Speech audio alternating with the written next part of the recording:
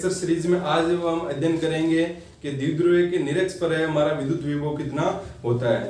तो देखो द्विध्रुव के निरक्ष पर विद्युत विभव ज्ञात करने के लिए पहले तो हमारे को द्विध्रुव की आवश्यकता होती है। तो ये द्विध्रुव ले लेते हैं -q और एक ले लेते हैं +q।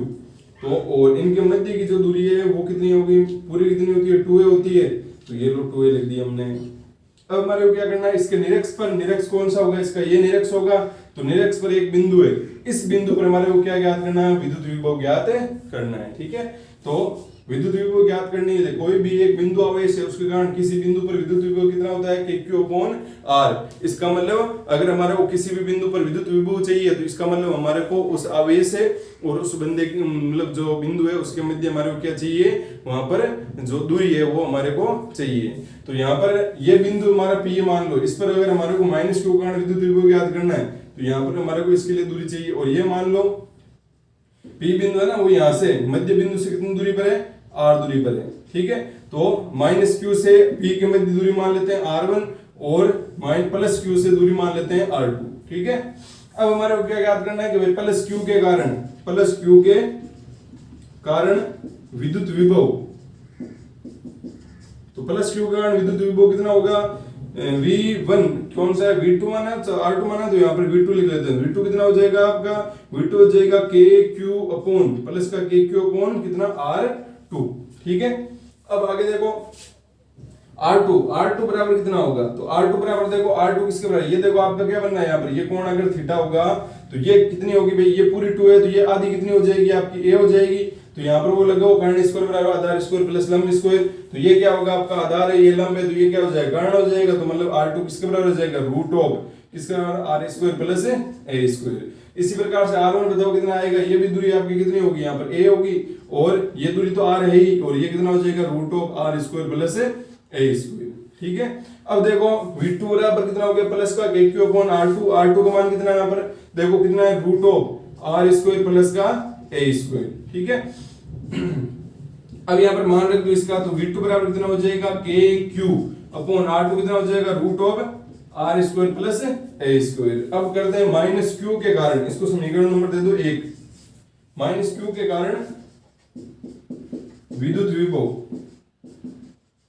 तो -q के कारण कितना होगा, देखो V कौन सा R1 माना, तो यहाँ पर V1 हो जाएगा। तो V1 बराबर माइनस का KQ अपॉन क्या हो जाएगा, R1, मतलब V1 बराबर आ जाएगा माइनस का KQ अपॉन, भाई मैंने आपको बताया ना यहाँ पर चिन्ह सही रखना, आपको माइनस है तो माइनस आपको रखना है यहाँ पर, क्योंकि जो आपका विभव है वो क्या है, अदिश राशि है। ठीक है, अदिश राशि है तो यहाँ पर हमारे को इसका परिमाण मतलब पूरा चिन्ह सहित रखना पड़ेगा। अगर सदिश होता तो हमें वहां पर वो रखने की जरूरत नहीं थी, क्योंकि जब हम उसको क्या करते, सदिश से परिणाम निकालते तो अपने आप वहां पर चिन्ह मतलब आ जाता, हमारी दिशा आ जाती है वहां पर।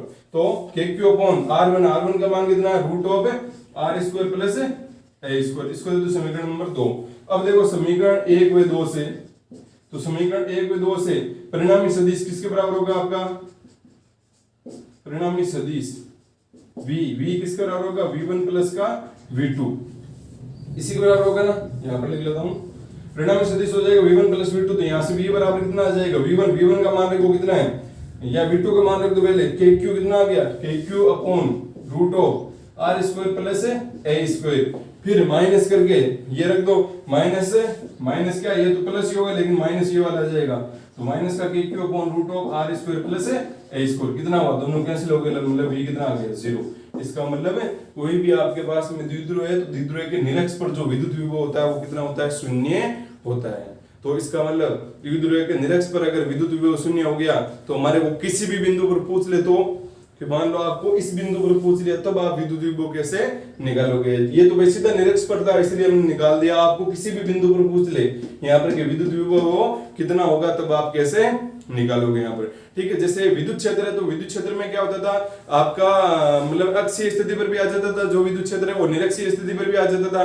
और अगर मान लो किसी बिंदु पर पूछते तो आपका, क्योंकि वो किताब के अंदर नहीं आया, फिर भी उसका फॉर्मूला होता है, क्या होता है कि फॉर्मूला उसका होता है आपका E बराबर KP upon R³ √3 cos square theta plus 1। ठीक है, अब अगर अक्षीय स्थिति होगी तो थीटा कितना होगा आपका, अक्षीय स्थिति होगी थीटा होगा आपका 0 डिग्री। तो अब E बराबर कितना आ जाएगा, KP अपॉन R³ और यहाँ से कितना आ जाएगा आपका रूट ऑफ 3 और ये cos स्क्वायर 0 0 का मान कितना होता है 1 होता है, तो मतलब 3 + 1 मतलब कितना हो गया आपका 3 + 1 मतलब 4 4 4 का रूट कितना होता है 2 होता है, इसका मतलब कितना आ जाएगा 2kp/r³। और ये किस पर आता है आपका अक्षीय स्थिति पर आता है ना। इसी प्रकार से अगर आपको निरक्षीय स्थिति पर क्या होता है kp/r³ होता है, तो देखो kp/r³ आ रहा है। निरक्षीय स्थिति के लिए थीटा कितना हो जाएगा 90 हो जाएगा, तो थीटा 90 कर दो, थीटा 90 करते ये कितना हो जाएगा 90 हुआ, तो मतलब 0 मतलब √1 और √1 मतलब 1 का रूट कितना होता है 1 ही होता है, इसका मतलब यहाँ पर कितना आ जाएगा आपका आंसर kp/r³ आ जाएगा। ठीक है, अब इसका डेरिवेशन है नहीं करना, ये भी आसान है, कोई ऐसा नहीं है कि बिल्कुल मतलब मुश्किल है, इसको भी आसान है। अगर ये कर सकते हैं मतलब अगले किसी भी बिंदु पर मतलब द्विध्रुव के किसी भी बिंदु यहाँ पर कहीं पर भी बिंदु उस बिंदु पर हमारे को विद्युत ध्रुव को ज्ञात करना अगर आ गया, तो हमें जो विद्युत क्षेत्र है मतलब किसी भी द्विध्रुव के कारण किसी भी बिंदु पर विद्युत जो मतलब विद्युत क्षेत्र वो हम निकाल सकते हैं। बस किसकी आवश्यकता होती है, दूरी की तो आवश्यकता होती है भाई, ये r की तो आवश्यकता होती है। r अगर निकल गया तो हमारा विद्युत क्षेत्र या विद्युत विभव निकल गया, क्योंकि विद्युत विभव और विद्युत क्षेत्र का फॉर्मूला तो हमारे पास में पहले से ऑलरेडी है ना, बस हमारे को यहाँ पर चाहिए क्या होती है दूरी चाहिए होती है, और फिर हम यहाँ पर क्या निकाल लेते हैं परिणामी निकाल लेते हैं। तो ये तो हो गया आपका कि द्विध्रुव के निरक्ष पर विद्युत विभव जो कितना आ गया 0 आ गया। इसका मतलब हमारे को अब एक ऐसा अगला टॉपिक पढ़ना पड़ेगा जिसमें हम किसी भी बिंदु पर द्विध्रुव के किसी भी बिंदु पर मान लो यहाँ पर हो चाहे यहाँ पर कहीं पर भी हो, उस बिंदु पर विद्युत विभव कैसे ज्ञात करेंगे, ताकि वहां पर हम कुछ थीटा का मान रख के वहां पर हम अक्षीय और निरक्षीय भी हमारे दोनों आ जाए। तो चलो अब अगला टॉपिक हम करते हैं। अगला हमारा टॉपिक है किसी भी बिंदु पर विद्युत ध्रुव के कारण है या विद्युत द्विध्रुव के कारण विद्युत विभव हम कैसे निकालें, क्योंकि निरक्ष पर जो आपका विद्युत विभव कितना आ गया था 0 आ गया था, तो हम किसी भी बिंदु पर मतलब द्विध्रुव है तो द्विध्रुव के किसी भी बिंदु पर विद्युत विभव ज्ञात करेंगे, तो उसको हम कैसे ज्ञात करेंगे, तो उसके लिए हम ये लेते हैं विद्युत द्विध्रुव कैसे लेंगे -q और +q दोनों के मध्य की दूरी कितनी हो जाएगी 2a हो जाएगी। ये लो हमने 2a लिख दी। अब किसी भी बिंदु पर हमारे को विद्युत द्विध्रुव ज्ञात मतलब विद्युत विभव ज्ञात करना है, तो मतलब हम यहाँ पर बिंदु नहीं ले सकते, यहाँ पर भी नहीं ले सकते। क्यों नहीं ले सकते हैं, क्योंकि यहाँ पर अगर बिंदु ले लेंगे तो यहाँ पर तो हमने पहले भी निकाल चुके हैं इसके लिए, तो भाई कि यहाँ पर अक्ष पर कितना होता है अक्षीय स्थिति पर विद्युत जो आपका कितना होता है विद्युत विभव, और निरक्ष पर भी हम निकाल चुके हैं 0 आ गया था, तो हमारे को इस जगह पर 2 बिंदु नहीं ले सकते, तो हम यहाँ पर कुछ अलग बिंदु लेते हैं, यहाँ पर ले लेते हैं। ठीक है, एक पी बिंदु हमने यहाँ पर ले लिया। अब देखो यहाँ पर और पी बिंदु यहाँ पर इनसे मध्य बिंदु है, इनके मध्य बिंदु से दूरी कितनी है, पी बिंदु कितनी दूरी होती है r होती है। ठीक है, अब हमारे को क्या ज्ञात करना है, हमारे को ज्ञात करना है यहाँ पर कि विद्युत विभव ज्ञात करना है। तो विद्युत विभव ज्ञात करने कोई भी एक आवेश के कारण विद्युत विभव कितना होता है kq/r। इसका मतलब अगर किसी आवेश के कारण अगर हमारे को विद्युत विभव चाहिए तो उसके लिए हमारे को किसकी आवश्यकता होती है, r की आवश्यकता होती है। तो ये हमें यहाँ पर r भी निकालना दूरी निकालनी पड़ेगी। तो एक तो ये होगी आपकी दूरी और एक ये होगी दूरी। ठीक है, अब इसको मान लेते हैं ये r1 होगी और ये क्या होगी आपकी r2 होगी। अब यहाँ पर देखो हमारे को क्या लिखनी है, इनकी दूरी लिखनी है। तो r2 कितनी है हमारे को पता है क्या, नहीं पता ना। इसका मतलब हमारे को यहाँ पर क्या करना पड़ेगा, एक चलो पहले लिख लेते हैं कि भाई r2 दूरी के लिए r2 हमें पता नहीं है, तो r2 दूरी के लिए देखो हम क्या करेंगे कि जो आपका p, चलो इसको नाम दे देते हैं, p हो गया, ये a हो गया, ये b और ये o। तो हम pb जो pb जो आपकी रेखा है, pb रेखा से PO रेखा पर लंब BN लेते हैं। तो R2 ज्ञात करने के लिए हम क्या करेंगे कि PB रेखा से PO दिख रहा है आपको, सबको दिख रहा है ना। तो यहाँ पर PO जो रेखा है इस पर हम क्या लेते हैं, एक लंब लेते हैं, और ये लंब कौन सा गया, BN हो गया। ठीक है, अब ये लंब लेने का फायदा क्या हुआ कि जो आपकी R2 दूरी है, ये दूरी लंब ले लिया इस लाइन पर, इसका मतलब जितनी दूरी आपकी ये होगी, मतलब जितनी दूरी PB होगी उतनी आपकी कौन सी होगी, PN होगी। कहने का मतलब PN बराबर है PB के। ठीक है, तो इसका मतलब अगर हमें PB चाहिए तो हम क्या निकाल लेंगे, PN निकाल लेंगे, और PN निकल गई तो हमारे को क्या मिल जाएगी, PB मिल जाएगी, क्योंकि PN क्या है, PB के बराबर है। अब बताओ PN कैसे निकलेगी, तो PN देखो हम कैसे निकालेंगे, अगर पूरी दूरी PO दूरी में से अगर क्या घटा देंगे, ये ON दूरी घटा देंगे, तो हमारे को क्या मिल जाएगा, PN मिल जाएगा। और PN किसके बराबर है, PB के बराबर है, और PB क्या है, R2 है। तो यहां से देखो अगर आपको PN चाहिए तो PN कैसे मिलेगा, मतलब आपको ये दूरी चाहिए तो आप पूरी दूरी PO में से क्या घटा दो, PO में से घटा दो आप ON। तो PO में से अगर आप ON घटा दोगे तो आपको क्या मिल जाएगा, PN मिल जाएगा। मतलब PN क्या आपका R2 है, तो R2 बराबर क्या हो जाएगा, PO माइनस का ON। अब PO कितना है बताओ, देखो पीओ की ये कितनी दूरी आपकी सीधी सीधी बात है, आर दे रखी है, लेकिन आपके पास में क्या ओएन है, ओएन नहीं है, तो आप क्या करोगे, ओएन ज्ञात करना पड़ेगा हमारे को। तो देखो ओएन ज्ञात करने के लिए त्रिभुज लेते हैं हम, कौन सा लेंगे भाई, ओएन जैसे उसको लेंगे हम, कौन सा होगा, एनबीओ, एनबीओ में। तो देखो एनबीओ में हम क्या करेंगे, यहां पर ये कोण मान लेते हैं कितना है आपका, थीटा है, कोण यहीं पर लेना है, ठीक है, यहां पर ध्यान रखना है, कोण यहां पर कितना है, थीटा है। तो अगर आपको क्या चाहिए, आपको चाहिए ओएन, तो ओएन चाहिए तो आप यहां पर क्या लगाओगे, इस त्रिभुज में क्या लगाओगे, कोस थीटा, और कोस थीटा क्या होता है आपका, कोस थीटा होता है आपका आधार बट्टा कर्ण होता है। लाल कट्टा कागज से निकालो, क्या है, आधार बट्टा कर्ण आएगा, तो ये थीटा है, तो आधार कौन सा होगा, ये होगा, यहाँ पर आधार कौन सा होगा, ये होगा ना आपका, कौन सा होगा, ओ बी, तो यहां पर आप लिखोगे ओ बी, ठीक है। और उसके बाद में सॉरी मैंने गलत लिख दिया, आधार चाहिए, तो ये देखो कुछ इस प्रकार से बन रहा है, यहाँ पर देखो ये यहाँ पर 90 है ना, यहाँ क्योंकि हमने इस पर लंब डाला है, तो ये 90 है आपका, ठीक है। तो ये क्या हो गया, कुछ इस प्रकार से आपका बना हुआ है ये, तो ये 90 है, तो ये थीटा है, तो फिर आपका देखो कौन सा होगा, इसको आप ऐसे सीधा भी कर लोगे, तो कहने का मतलब ये कौन सा होगा आपका, ये थीटा है, तो ये सामने वाले क्या होगा, लंब होगा, और ये क्या होगा, ये क्या होगा आपका, आधार होगा, ऐसे ही होगा ना। देखो इसको मैं ऐसे भी बना सकता हूँ, ये आपका यहाँ पर थीटा है और यहाँ पर ये लंब है, तो इसके थीटा के सामने वाले क्या होता है आपका लंब होता है, और नीचे वाला क्या होता है, ये 90, और जो थीटा बन रहा है ये क्या होगा, आधार होगा ना, तो ये आधार हो जाएगा, और ये क्या हो जाएगा, कर्ण हो जाएगा। तो इसका मतलब बताओ यहाँ पर जो आधार है वो कौन सा होगा आपका, ओएन होगा, तो यहाँ पर क्या लिखूंगा, ओएन बट्टा आधार बट्टा कर्ण। अब कर्ण कौन सा होगा, ये थीटा के सामने वाला, ये तो क्या होता है, लंब होता है, इसका मतलब कर्ण कौन सा होगा, ओबी होगा। अब आप सोच रहे होंगे कि यहाँ पर cos थीटा क्यों लिया, तो हमारे को चाहिए कौन सी चाहिए, हमारे को दूरी चाहिए ओएन, भाई ओएन चाहिए ना, ओएन के चाहिए तभी तो यहाँ पर क्या मिलेगी, हमारे R2 मिलेगी। लेकिन मान लो आप यहाँ पर sin थीटा ले लेते, तो sin थीटा आपका क्या होता है, sin थीटा होता है आपका लंब बट्टा कर्ण होता है, तो लंब यहाँ पर कौन सा होगा, NB होगा। क्या आपको NB पता है, नहीं पता ना, इसलिए हमने यहाँ पर cos थीटा लिया है। अब यहाँ से देखो ON किसके बराबर आ जाएगा, ON बराबर आ जाएगा OB cos थीटा।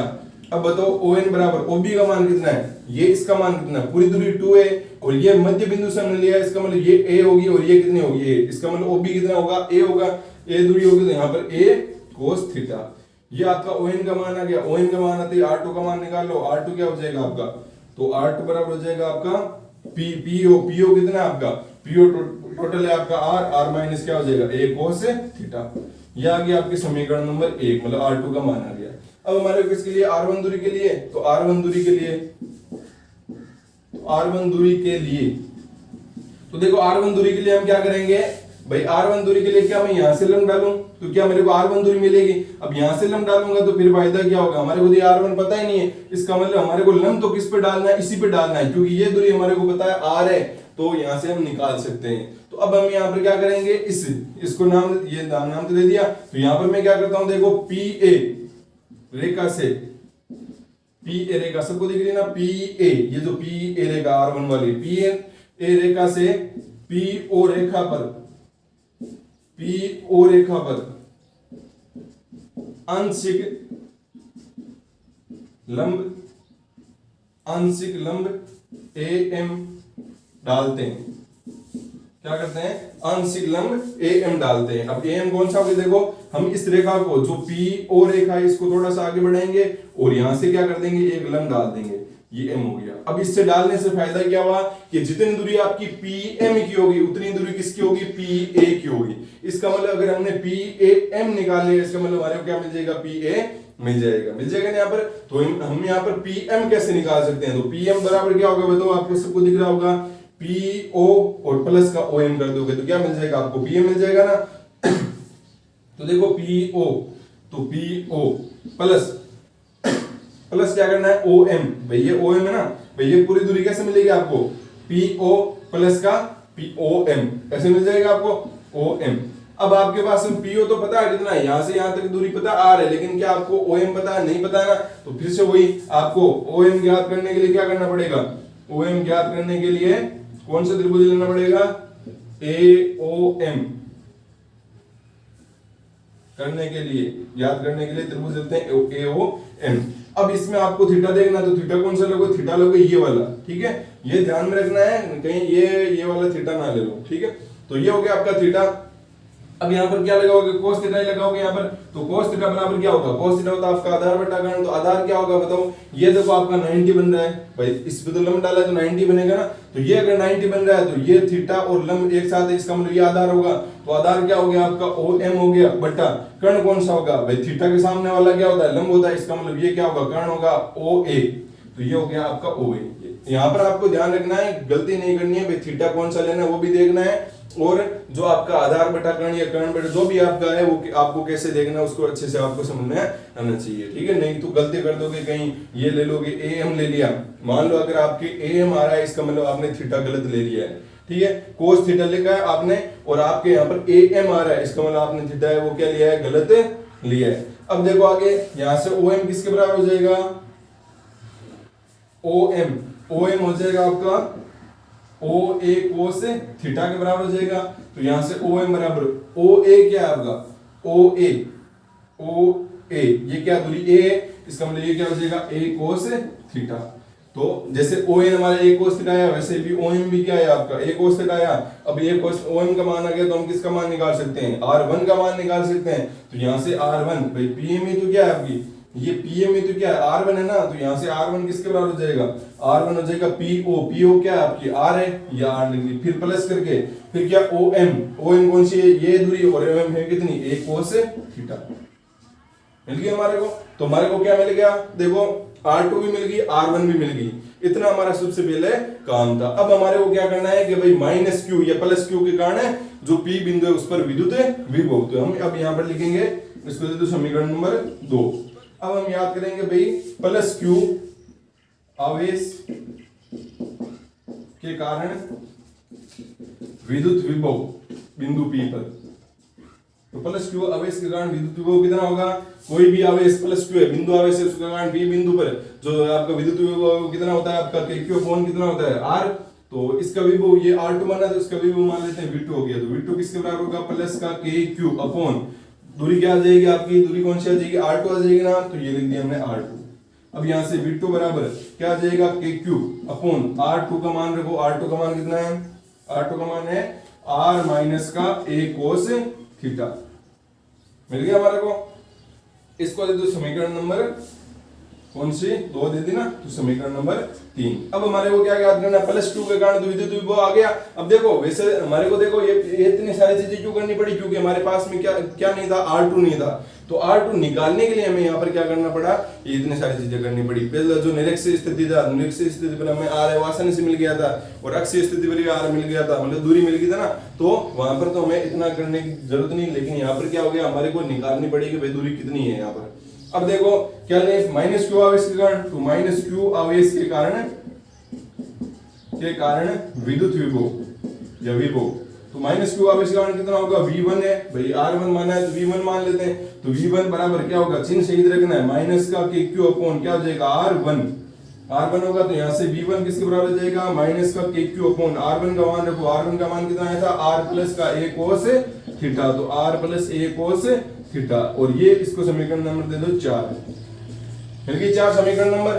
तो हमारे को क्या मिल गया, V1 भी मिल गया, V2 भी मिल गया। अब हमारे को P बिंदु पर क्या करना पड़ेगा, परिणामी विभव निकालना पड़ेगा, और आपको पता है परिणामी विभव निकालेंगे तो क्या हो जाएगा, V1 प्लस V2 हो जाएगा, क्योंकि भाई ये कोई सदिश राशि तो है नहीं, विभव है वो आपके क्या है, एक अदिश राशि है, क्योंकि विभव बराबर क्या होता है, W/Q, तो वहां पर आपका क्या होगा, जो कार्य वो अदिश है, तो इसका मतलब विभव भी क्या होगा, अदिश होगा, ठीक है। विद्युत क्षेत्र था तो विद्युत क्षेत्र एक सदिश राशि थी, क्योंकि वहां पर बल एक सदिश राशि होती है, तो वहां पर हमारे को क्या करना पड़ता था, वो हम थीटा देख लेते भाई, E1 और E2 की दिशा इस साइड में, इसलिए इनके मध्य जो थीटा है वो इतना है, और वहां से हमारे को मिल जाता था। लेकिन यहाँ पर ये एक अदिश राशि है, इसलिए हमें यहाँ पर क्या करना पड़ेगा, इनको जोड़ना पड़ेगा। तो देखो अब आगे करते हैं परिणामी सदिश निकालने के लिए, ये तो समझ आ गया, इसको मैं मिटा देता हूं। देखो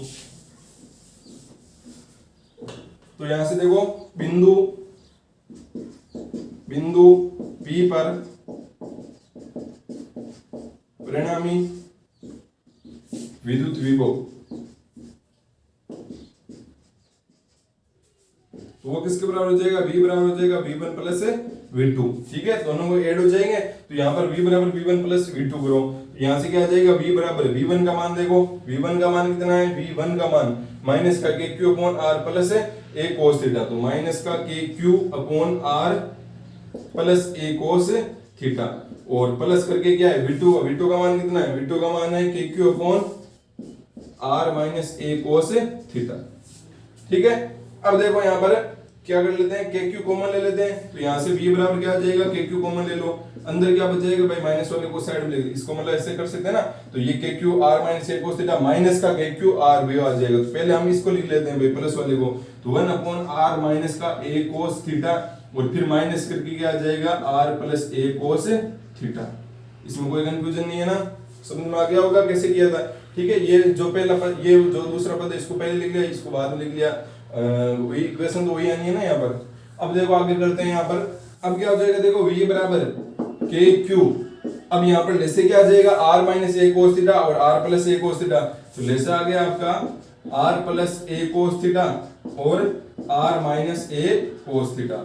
अब देखो ऊपर क्या आएगा, यहाँ पर r minus a cos theta, इसका मतलब ऊपर आएगा आपका r plus a cos theta, फिर है यहाँ पर माइनस, तो ये आपको ध्यान रखना है, यहाँ पर माइनस लग के फिर आप कोष्टक के अंदर करो या फिर साथ में करो, तो चिन्ह का ध्यान रखना है, कहीं गलती कर दो तो यहाँ पर अगर माइनस लिख लो और फिर उसके बाद में लिख लो जो भी यहाँ पर r plus a cos theta, इसका मतलब यहाँ पर क्या आएगा आपका r minus a cos theta, तो r minus a cos theta आ गया। अब देखो v बराबर क्या आ जाएगा, kq upon r plus a cos theta minus गुणा करवा दो अंदर, तो माइनस r हो जाएगा, माइनस माइनस क्या हो जाएगा प्लस का a cos थीटा और अपॉन क्या हो जाएगा r plus a cos theta.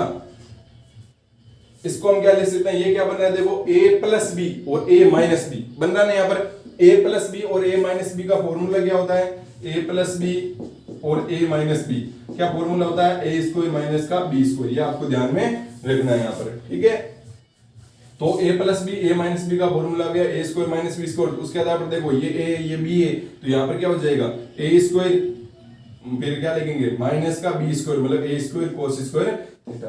बस इतना कर दिया, कोई कन्फ्यूजन नहीं है, बस इस ऊपर वाले फॉर्मूले से हमने लिख दिया। अब देखो यहाँ पर जो कट रहा है उसको काट दो, r से r कैंसिल हो गया, ये कितना हो गया 2a cos थीटा, तो यहाँ से b बराबर आ गया kq 2a cos theta upon क्या आ गया r square minus a square cos square theta. अब देखो q इंटू 2a क्या होता है, आवेश इंटू दोनों आवेशों की मध्य दूरी क्या होती है, विद्युत द्विध्रुव आघूर्ण होता है, p होता है, तो वो यहाँ पर लिख दो, तो यहाँ से v बराबर आ जाएगा kp cos theta upon r square minus का a square cos square theta, क्योंकि जो p है p बराबर क्या होता है q इंटू 2a होता है, इसलिए हमने यहाँ पर लिख दिया। अब ये आ गया हमारा किस बिंदु पर, किसी भी बिंदु पर जो आपका विद्युत विभव है एक द्विध्रुवीय के कारण। अब ये हम यहाँ इस वाले विभव से देखते हैं कि अगर हमारा थीटा है वो 0 डिग्री हुआ, थीटा 0 डिग्री होने का मतलब बिंदु है भाई, ये थीटा 0 डिग्री है, इसका मतलब बिंदु है वो आपका कहाँ पर होगा, अक्ष पर होगा, और ये थीटा अगर 90 हो गया तो इसका मतलब बिंदु कहाँ पर होगा आपका निरक्ष पर होगा। तो निरक्ष पर कितना आना चाहिए, 0 आना चाहिए ना, तो यहाँ पर हम देखते हैं कि निरक्ष पर 0 आ रहा है कि नहीं आ रहा, अगर 0 आ गया इसका मतलब हमारा फॉर्मूला सही है। तो यहाँ से देखो क्या हो जाएगा, v बराबर kp, माना थीटा बराबर आ गया आपका मान लो 0 डिग्री, तो थीटा बराबर 0 डिग्री, तो थीटा 0 डिग्री और cos 0 का मान कितना होता है, cos 0 का मान होता है 1, इसका मतलब ये भी 1, इसका मतलब यहाँ पर क्या आ जाएगा kp। ठीक है, kp और फिर यहाँ पर क्या आ गया नीचे, ये भी कितना हो गया आपका 0 cos स्क्वायर थीटा, तो यहाँ पर भी कितना आ गया आपका 0 का 1 आ गया, मतलब नीचे क्या आ जाएगा आपका r स्क्वायर, v बराबर हो जाएगा kp upon r square minus a square.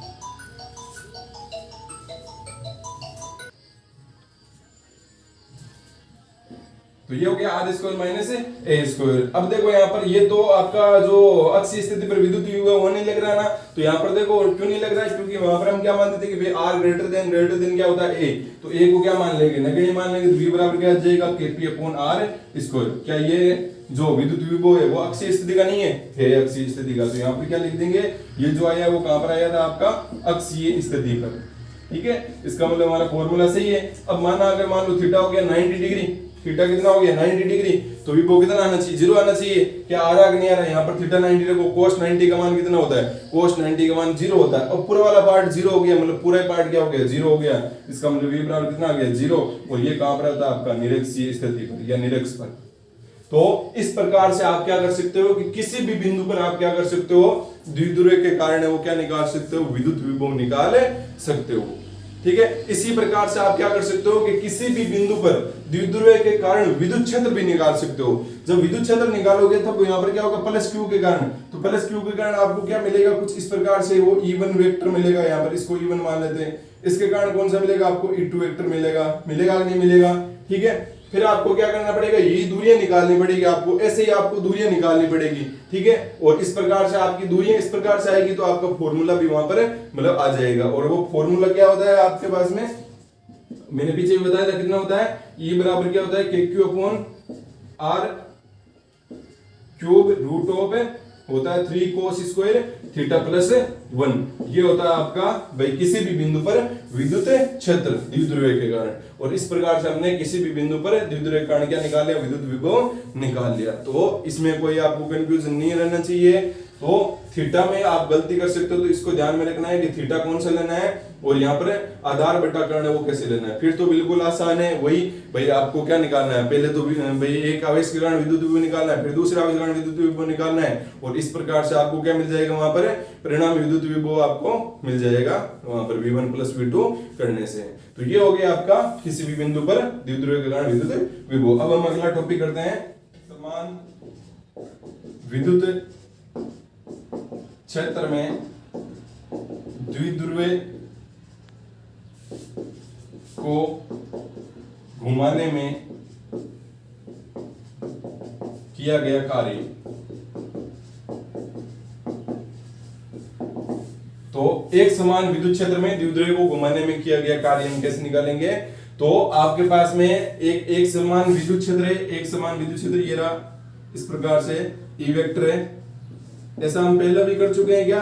वहां पर हम एक समान विद्युत क्षेत्र में द्विध्रुव को घुमाने में या जो बल आघूर्ण लगता है तो है उसका मान निकाला था ना। तो अब हमारे को एक भाई बल लग रहा है वहां पर, भाई एक बल लग रहा है, इसका मतलब वहां पर क्या लग रहा है, कार्य भी तो हो रहा है ना, तो वो कार्य हमारे को निकालना बिल्कुल आसान है। हमारे पास में बल है और विस्थापन हम देख लेंगे तो क्या मिल जाएगा आपको, कार्य मिल जाएगा। तो यहाँ से क्या हो गया, ये आपके पास में एक समान विद्युत क्षेत्र है, ये वेक्टर कैसे पता चला एक समान है, कैसे पता चला एक समान है, इनके मध्य देख लो यहाँ पर ये जो बीच में दूरियां हैं वो आपकी क्या है, एक समान है, और जो इसकी दिशा है वो भी क्या है, एक ही दिशा में। इसका मतलब ये क्या आपका एक समान विद्युत क्षेत्र है।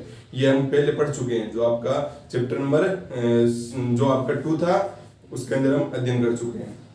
अब देखो इस एक समान विद्युत क्षेत्र में हमारे पास में एक द्विध्रुव है, द्विध्रुव होगा तो मतलब क्या होगा आपके पास में एक माइनस क्यू और एक क्या होगा प्लस क्यू होगा, इस प्रकार से। ठीक है, अब इस ये मान लेते हैं किसी कोण पर है, ठीक है, ये मान लेते हैं θ1 कोण पर है, कितने कोण पर है, θ1 कोण पे है। अब हमने यहाँ पर क्या किया, एक समान विद्युत क्षेत्र में तो प्लस क्यू पर जो बल लगेगा वो किस दिशा में लगेगा, विद्युत क्षेत्र की दिशा में लगेगा, और माइनस क्यू पर बल किस दिशा में लगेगा, विद्युत क्षेत्र के विपरीत दिशा में। भाई जो भी माइनस आवेश होता है, माइनस आवेश पर जो आपका विद्युत क्षेत्र में रखने पर बल लगता है वो किस प्रकार से लगता है, विद्युत क्षेत्र के विपरीत है वो दिशा में लगता है। तो यहाँ पर इसमें ऐसे बल लगेगा, इसमें ऐसे बल लगेगा, मतलब इसमें क्या लगेगा, एक बल आघूर्ण लगेगा ना, ये वापस से द्विध्रुव को इस प्रकार से घुमाने की कोशिश करेगी, और वो जो बल आघूर्ण है वो कितना आया था हमारा, टो बराबर PE sin थीटा। तो द्विध्रुव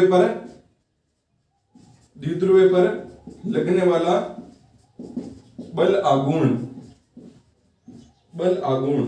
कितना होता है, बल आघूर्ण टो बराबर होता है आपका PE sin थीटा। समझ में आ रखा होगा आपको, नहीं समझ में आ रहेगा तो वीडियो है वो बनाया हुआ, वहां पर आप जाके वो देख लो एक बार, आपको पता चल जाएगा बल आघूर्ण हमने कैसे निकाला था। तो बराबर गया आपका PE sin थीटा। अब हमें यहाँ पर क्या हुआ, इसको जो हमारा द्विध्रुव है मान लेते हैं शुरुआत में हमारा θ1 कोण पर था, अब इसको हमने क्या किया, θ1 कोण से वो θ2 कोण पे घुमा दिया। तो मतलब आपका द्विध्रुव अब कुछ इस प्रकार से आ गया, माइनस क्यू, ये आ गया आपका प्लस क्यू, मतलब आपका इस अब वो जो आपका θ2 मतलब कितना कोण हो गया, θ2 हो गया। तो कहने का मतलब θ1 से θ2 तक घुमाने में किया गया कार्य, तो वो हमारे को निकालना है। तो पहले तो हम क्या निकाल लेते भाई, थोड़ा सा कार्य निकाले भाई यहाँ पर के भाई, तो हमने अल्प विस्थापन किया इसमें, पहले ये θ1 θ वाली बात को एक बार छोड़ो, हमें यहाँ पर क्या किया, पहले अल्प विस्थापन करने पर द्विध्रुव का, ठीक है, तो करने पर किया गया कार्य, अल्प विस्थापन d थीटा करने पर किया गया कार्य। तो यहां से dw कार्य अगर अल्प विस्थापन किया तो कार्य भी आपका क्या होगा, अल्प होगा। तो कार्य किसके बराबर हो जाएगा, कार्य होता बल इनटू विस्थापन। विस्थापन हमने कितना किया, डी थीटा किया, मतलब थोड़े से कोण में परिवर्तन किया है। तो मतलब आपका विस्थापन, जो पहले तो बल लिख लेते हैं, बल आपका कितना है, कौन सा है, बल आपका है ये टो इनटू क्या हो जाएगा आपका डी थीटा। अब ये तो क्या है आपका अल्प विस्थापन आया है, लेकिन आपको क्या निकालना है कि थीटा 1 से थीटा 2 तक जब आपने घुमाया तब आपका कितना कार्य होगा। तो यहां से देखो समाकलन कर लेते हैं भाई, थीटा पहले लिख लेते हैं, थीटा 1 से थीटा 2 तक द्विध्रुव को घुमाने में किया गया कार्य, द्विध्रुव को घुमाने में किया गया कार्य। तो यहां से देखो थीटा 1 से थीटा 2 तक घुमाने में, द्विध्रुव घुमाने में किया गया कार्य निकाले, तो इसका कर देते हैं समाकलन। तो ये डी डब्ल्यू किसके बराबर हो जाएगा, डब्ल्यू के बराबर। और यहां से कहां तक करते हैं समाकलन, थीटा 1 से थीटा 2। तो ये आ गया थीटा 1 से थीटा 2, और यहां पे क्या हो जाएगा, टो इनटू डी थीटा। अब देखो यहां से क्या हो जाएगा, डब्ल्यू बराबर थीटा 1 से थीटा 2। भाई थीटा 1 से थीटा 2 घुमाया ना इसको, तो ये भी आपको ध्यान में रखना है। अब यहाँ पर क्या हो गया आपका, थीटा 1 से थीटा 2 घुमाया, तो यहां से क्या हो गया आपका, टो का मान रखो कितना है, पीई साइन थीटा और डी थीटा। अब समाकलन किसका होगा, पीई का होगा क्या, नहीं होगा, क्योंकि यहाँ पर देखो डी थीटा, तो इसका मतलब जिसके भी साथ में थीटा होगा उसी का क्या होगा, समाकलन होगा। तो यहां से क्या हो जाएगा, डब्ल्यू बराबर हो जाएगा थीटा 1 से थीटा 2, और यहां से कितना हो जाएगा, पी तो क्या आ जाएगा, 12 आ जाएगा, और समाकलन किसका होगा, साइन थीटा होगा और डी थीटा हो जाएगा। अब यहां से देखो डब्ल्यू बराबर पीई। अब देखो जो आपका ये साइन थीटा है, साइन थीटा का जो समाकलन होता है ना, साइन थीटा का समाकलन होता है वो होता है आपका माइनस का कोस थीटा। क्या होता है, माइनस से कोस थीटा। तो यहाँ पर आपका समाकलन आएगा, यहाँ पर लिख लेना भाई, साइन थीटा का समाकलन होता है माइनस का कोस थीटा। तो यहाँ पर क्या आ जाएगा, पी बराबर, यहाँ पर कोस थीटा लिख दो, माइनस का कोस थीटा, और लिमिट कहां से कहां तक, थीटा 1 से थीटा 2। डब्ल्यू बराबर आ जाएगा आपका पीई। पहले आप क्या रखो, ऊपर वाली लिमिट रखो, तो वो क्या आएगी, माइनस का कोस थीटा 2, ऊपर वाली लिमिट रख दी, फिर माइनस, ये कौन सा माइनस है, लिमिट रखने पर जो माइनस होता है वो माइनस। अब ये भी तो माइनस है ना, तो इसको कोष्टक में रखो आप, तो ये आ जाएगा माइनस का कोस थीटा 1। ठीक है, आगे आपका, अब यहाँ पर देखो डब्ल्यू बराबर क्या आ जाएगा आपका पीई, और इसको आप लिख दो, ये क्या हो गया, माइनस माइनस प्लस, इसका मतलब क्या हो जाएगा, कोस थीटा 1 और कोस थीटा में प्लस हो गया, तो माइनस का कोस थीटा 2। ये आ गया आपका, कोई भी एक द्विध्रुव है, उसको द्विध्रुव को एक समान विद्युत क्षेत्र में जब घुमाएंगे तो वहां पर हमारे को इतना कार्य करना पड़ेगा। अब हम विशेष परिस्थितियां ले लेते हैं, अलग अलग स्थिति लेते हैं। तो यहां पर लिख लेते हैं नोट, पहली स्थिति लेते हैं कि अगर थीटा 1 बराबर हो 0 डिग्री और थीटा 2 बराबर हो आपका थीटा। तो कहने का मतलब क्या हुआ, हमने क्या किया, द्विध्रुव को है वो 0 डिग्री पर, पहले इस प्रकार से था, फिर उसको 0 डिग्री से हमने घुमाया, उसको कितने कोण पर, थीटा कोण पर घुमाया, तब हमारा जो कार्य वो कितना आएगा, तो हमारा कार्य आएगा डब्ल्यू बराबर कितना आ जाएगा, पीई। थीटा 1 का मान 0 डिग्री, कोस थीटा 1 मतलब 0 डिग्री मतलब कितना हो गया, कोस 0 मतलब 1 आ गया। इसका मतलब यहाँ पर क्या आ गया आपका, आ जाएगा 1 माइनस का कोस थीटा आ जाएगा, और क्योंकि थीटा 2 का हमने क्या मान लिया, थीटा आ गया।